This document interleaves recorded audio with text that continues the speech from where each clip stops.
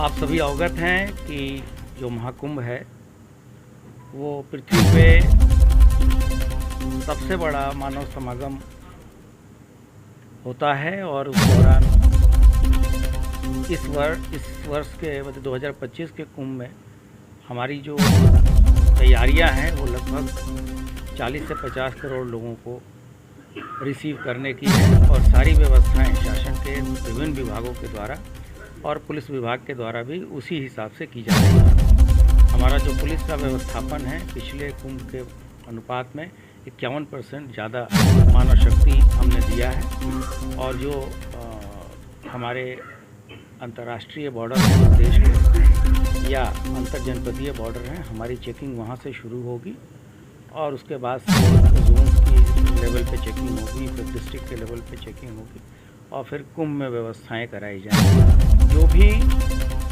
अत्याधुनिक टेक्नोलॉजी जिसमें कि आर्टिफिशियल इंटेलिजेंस उसका समावेश हमारे जितने भी सीसीटीवी कैमरा इत्यादि लगाए जाते हैं उसमें हम लोग करेंगे। लगभग 10 लाख से अधिक ऐसे का डेटा हम अपने कंट्रोल रूम में रखेंगे और सभी तरह की जो सामाजिक तत्व है उसमें नज़र रखा जाएगा। इस दौरान जो पुलिस बल नियुक्त होगा उसका स्वभाव और उसके व्यवहार के बारे में ट्रेनिंग हमारे पिछले दिनों से लगातार चल रही है। पार्किंग के स्थानों का चयन हो चुका है। इस वर्ष शासन ने लगभग 180 करोड़ रुपए अलग से फायर सेफ्टी, कम्युनिकेशन तथा आपदा से निपटने के लिए दिए हैं और उसके लिए भी खरीदारी की तैयारियां चल रही हैं। हमारी एंटी ATS की टीम भी यहाँ लगातार रहेगी और हम लोग आकाश से, पृथ्वी से तथा CCTV के माध्यम से और ड्रोन के माध्यम से उस समय महत्वपूर्ण जो स्नान के दिन होंगे हम लगातार निगरानी रखेंगे और जो भी दर्शनार्थी या श्रद्धालु बाहर से आएंगे या बाहर के प्रदेशों से आएंगे उसके लिए शासन द्वारा इस बार ऐसी व्यवस्था की जा रही है कि सभी चीज़ें ऐप पे अवेलेबल होंगी और भाषणी जो ऐप है जिसमें अगर व्यक्ति अपना बात कम्युनिकेट यहाँ से करना चाहे और डिफरेंट भाषा का है तो उसमें अपने आप चीज़ें ट्रांसलेट हो जाती हैं, उसका अनुवाद हो जाता है तो ताकि आने वाले जो श्रद्धालु हों उन्हें किसी प्रकार की कोई असुविधा न हो। और जो शेष तैयारियाँ थी उसके बारे में मुख्य सचिव महोदय ने आपको विस्तृत में बताया है और रेल, रोड तथा वायुयान मार्ग से जितने भी हमारे श्रद्धालु आएंगे सबके यहाँ रहने की, उनकी सुरक्षा की व्यवस्था की गई है और हम लोग दिव्य भव्य सुरक्षित डिजिटल को मनाने के लिए पूरी तरीके से कृत संकल्प। जो दुष्प्रचार जो सोशल मीडिया पे चीज़ें चलती हैं उसके लिए हम लोग प्रतिदिन हमारे जितने भी सोशल मीडिया के प्लेटफॉर्म्स हैं हम लोगों को सजग कर रहे हैं। हम लोगों ने कुछ ऐसे सोशल इन्फ्लुएंसर भी हम लोगों ने संपर्क किया है जो स्वेच्छा से कुंभ के दौरान ऐसी चीज़ों को प्रसारित करेंगे और हम ऐसी व्यवस्था करेंगे कि आधे घंटे के अंदर हम लगभग 10 लाख लोगों को कोई भी र्यूमर को काउंटर र्यूमर्स के रूप में हम मतलब कि काउंटर जो फैक्चुअल पोजीशन होगी उससे अवगत करा सकेंगे। साइबर के बारे में आपको मुख्य सचिव महोदय ने पहले ही बताया है कि हमारी जो ICCC होगी वो पूरी तरीके से लैस होगी जो कि साइबर अटैक को डील करेगी और इसके लिए जो भी संस्थाएं प्रदेश की हैं और राष्ट्रीय स्तर की हैं उसमें उसके साथ समन्वय बना के आगे की कार्य योजना बनाई जाएगी। हाँ, उसके बारे में हमारी पूरा वहाँ पुख्ता व्यवस्था है और एक सुरक्षा योजना के तहत वहाँ डिप्लॉयमेंट होता है।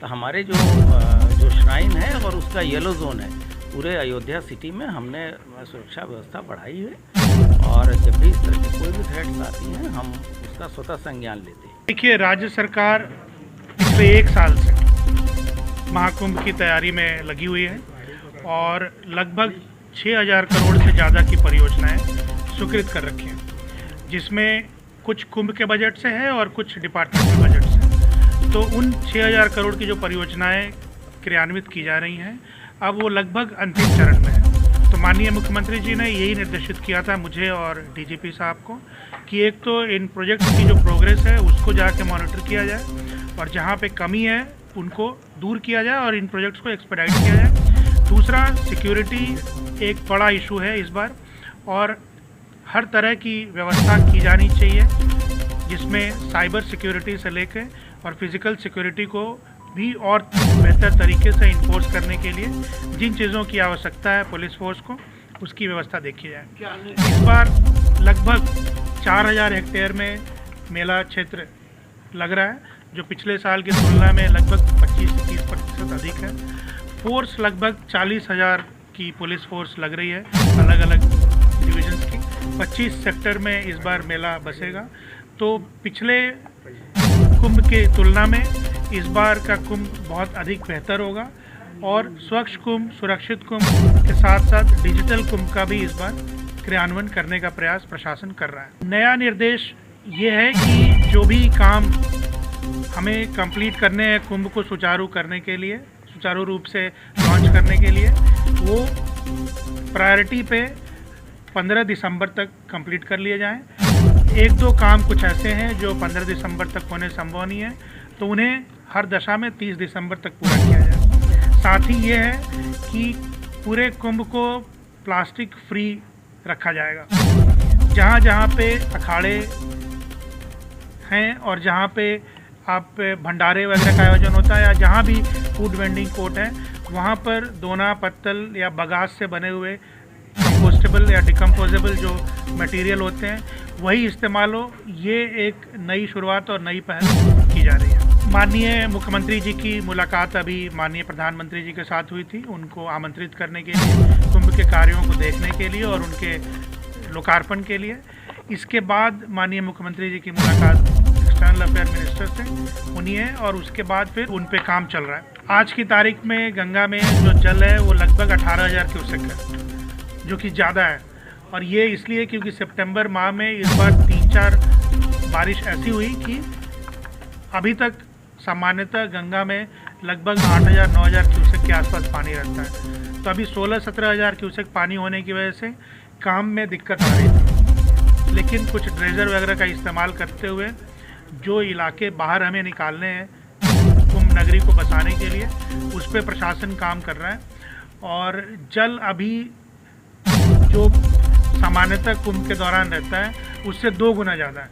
तो उसकी एक वजह यह है कि अभी नहरें बंद हैं और ये 15 तारीख से नहरें चालू होंगी, तो पानी की व्यवस्था पर्याप्त रहेगी। साथ ही यह भी निर्देश स्पष्ट किए गए हैं जल निगम को और सिंचाई विभाग को कि कोई भी ड्रेन या कोई भी नाला अनट्रीटेड तरीके से नदी तक नहीं पहुंचेगा और ये व्यवस्था पूरी सख्ती के साथ सुनिश्चित की जानी है।